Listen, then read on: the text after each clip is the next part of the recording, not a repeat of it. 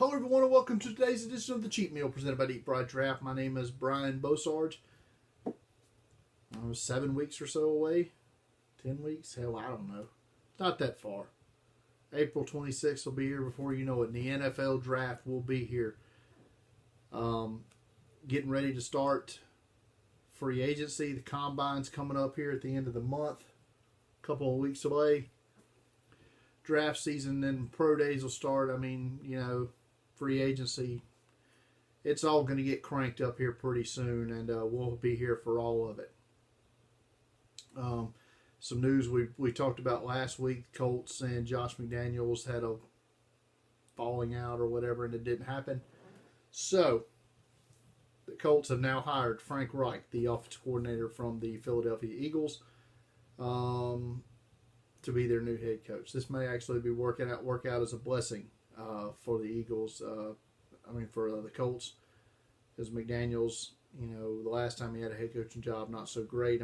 Maybe he does better, maybe he doesn't. I don't know. But Frank Reich has been well thought of in coaching circles here the last couple of years, so he'll now get a shot to prove it all. And if Andrew looks healthy, it's gonna work out for the Colts. If Andrew looks not healthy, they're screwed anyway. So that's that. Other NFL draft-related news came down today. An arbitrator ruled in favor of Bengals backup quarterback AJ McCarron.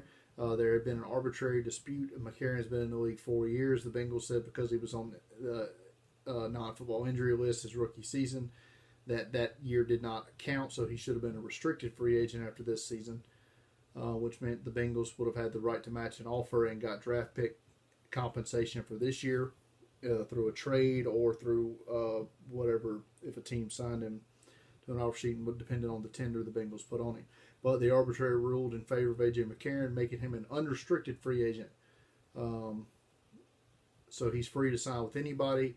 The only draft pick compensation the Bengals will get is in the form of a compensation pick or compensatory pick in the 2019 draft, depending on how much money AJ McCarron signs for.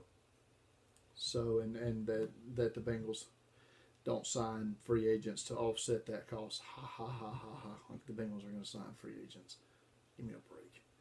But anyway, but this really is a kick to the nuts for the Bengals organization, because not only do they lose the draft pick compensation they probably would have acquired for this year's draft, they also just look like dickheads to other players. Because they basically now, because of the way this ruling comes down, it looks like the Bengals tried to screw over one of their own players, and it's just looks really bad. Good for AJ McCarron, I guess. He wants to be able to prove that he's a starting quarterback. That was never going to happen in Cincinnati because they're just hard-headed and stuck in their ways and think Andy Dalton's great. He's not. But I'm not saying McCarron's better, because I don't think he is. But he was never going to get a chance to show that either. So he'll have a chance to sign with a team and compete for a chance to start. Places I would look at for McCarron, possibly the Cleveland Browns, obviously, because they attempted to trade for him last year. And to go back to that trade, this really sucks for the Bengals, because you go from what should have been getting a second, third round pick from Cleveland in this year's draft to now not getting a pick at all in this year's draft, and maybe probably getting like a fourth round pick in the 19 draft. You just got right on up there if you're the Bengals, because that trade got mishandled by Cleveland. Well, it was mishandled by the Bengals as well, because the asking price for McCarron was way too high, and you took other teams out of the equation for potentially trading for him, and then you dilly-dallied around, and Cleveland ends up doing a lot anyway. But McCarron, obviously the Browns are a spot to look for there because of the Hugh Jackson connection. I would say the Jets as a possibility, maybe. Buffalo, if they're moving on from Tyrod Taylor, could be a spot. maybe even Minnesota, depending on what happens with their quarterback situation.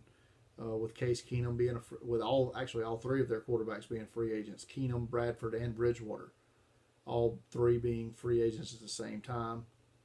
So I mean, it'll be interesting to see what goes down with AJ McCarron and that. Kirk Cousins, as we talked about last week, I believe is going to be a free agent. So I mean, and then you have, like I said, you have Keenum, and then you have the Viking quarterbacks that I mentioned. Teddy Bridgewater is a guy I still think, horrific knee injury aside, I think he offers a lot to a team as a starter. Then you have Nick Foles.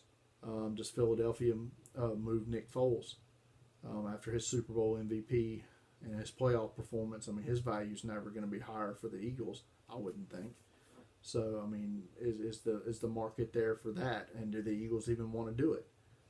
So I mean, it's a rare where you. And granted that you're not talking a top 10 top 10 quarterback hitting free agency. That's not what we're talking about here. We're talking middle of the pack, middle to back end starters in the league moving around. You're not. I mean, technically Drew Brees is a free agent, but he's not signed. Drew Brees is either New Orleans or retired. If I had to guess, he's not going anywhere else besides New Orleans. So I'm not even counting him in this equation. I mean, he would be a top 10 quarterback that's a free agent. But so, and all this affects the top of the draft, because if the Jets, Cleveland, I mean, let's say Cleveland signs Kirk Cousins, and what will be, because Jimmy Garoppolo just signed what is now the largest contract in NFL history with the 49ers in an extension last week. That's going to be topped as soon as Kirk Cousins signs with a team.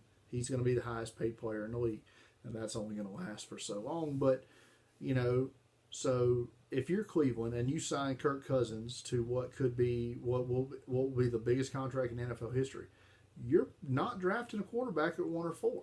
You're just not. You may draft another one in the mid rounds, or you may just go with Kirk Cousins and continue to develop Deshaun Kaiser as a backup quarterback and see if he develops into anything beyond that. But I mean, reality says if you spend 70 to 80 million guaranteed on a quarterback, you're not going to spend a 1st or 4th overall pick on another one.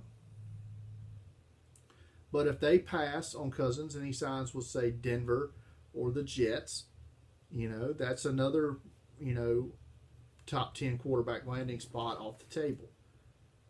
But if he was to sign with, say, Minnesota, quarterback is in play for all of those teams in the top 10. So it's going to be interesting. Other news this week, NFL draft related, it was announced that Fox will broadcast for the first time ever, if I imagine, the NFL draft will be broadcast on network television. They're going to do a simulcast of the NFL Network's coverage on Fox. It's another big FU to ESPN, I believe, by the NFL. Not only their Monday night games, they always get one of the worst games every week for the most part. ESPN's also going to lose their playoff game from their package to Fox, because Fox is getting it as part of their new Thursday night package that they bought.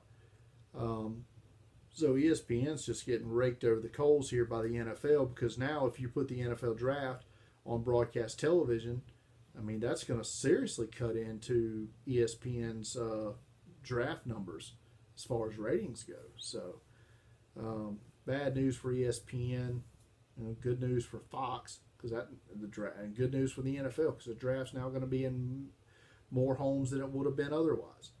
Even more people are going to watch it, which in theory you would think could trickle down to guys like me and anybody else who covers the draft, because the casual interest for the NFL draft, which is crazy as it is, may just continue to go up as more people watch it and get interested, and then they start going to the internet and reading more about it.